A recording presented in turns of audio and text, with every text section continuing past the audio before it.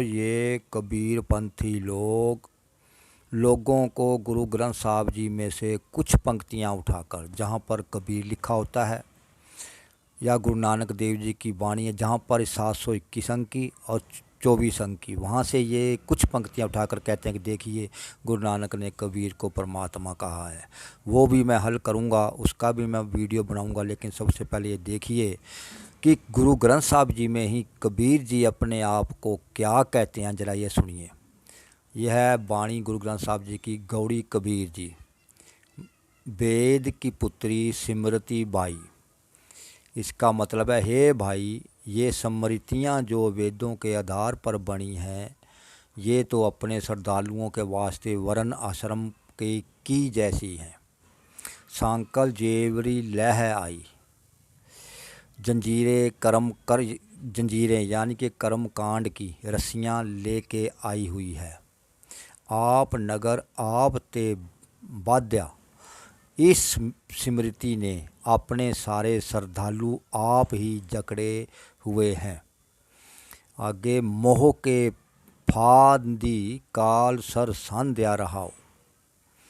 इनको स्वर्ग आदि के मोह की फांसी में फंसा के इनके सिर पे मौत के सहम का तीर इसने खींचा हुआ है। रहाओ कटी न कटे टूटी न जाई। ये स्मृति रूपी फांसी की रस्सी श्रद्धालुओं द्वारा काटे से काटी नहीं जा सकती और तोड़े से टूटती नहीं। सा सांपन होए जग को खाई।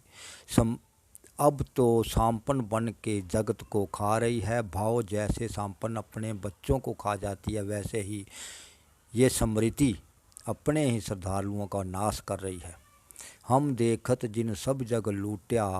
हे कबीर, कह हमारे देखते देखते जिस स्मृति ने सारे संसार को ठग लिया है, कहो कबीर मैं राम कह छूट्या। यानी कि कबीर जी कहते हैं, मैं प्रभु का सिमरन करके उससे बच गया हूँ। यह था भाग 1, दासों का पर्दाफाश भाग 1, गुरु ग्रंथ साहब जी में से ली गई ये पंक्तियाँ हैं। इसको आप सर्च भी कर सकते हैं। यानी कि इससे साबित होता है कि कबीर दास जी निराकार राम के भगत थे, परमात्मा नहीं। अगर समझ ना आए तो खुद गुरु ग्रंथ साहब जी में जाकर सर्च करके देख लेना।